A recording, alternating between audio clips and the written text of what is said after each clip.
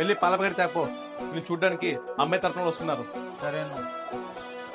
ఏంటి అమ్మాయి తరపులో వస్తున్నారా?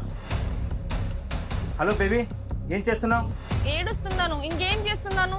నువ్వు ఎలాగో నన్ను తీసుకోపోవడానికి రావు కదా. మా అన్నయ్య రోజు ఒక పెళ్లి సంబంధం తీసుకొస్తున్నాడు. మా అన్న కూడా నాకు పెళ్లి సంబంధాలు చూస్తున్నాడు. సరే అలా అయితే ఒక పని చేస్తా, ఈ రోజు నేను లేపుకెళ్ళిపోతా. సరే సరే. నాకు ఈ పెళ్లి సంబంధం ఓకే, అబ్బాయిని చూపిస్తే ఫైనల్ చేసేద్దాం. వస్తూ ఉంటాడు, మార్కెట్కి వెళ్ళాడు. చాలన్నా, ఇకపై నాకు పెళ్లి సంబంధాలు చూడడం ఆపేయండి. నాకు కావాల్సిన అమ్మాయిని నేనే తెచ్చుకున్నా. చెల్లి నువ్వా?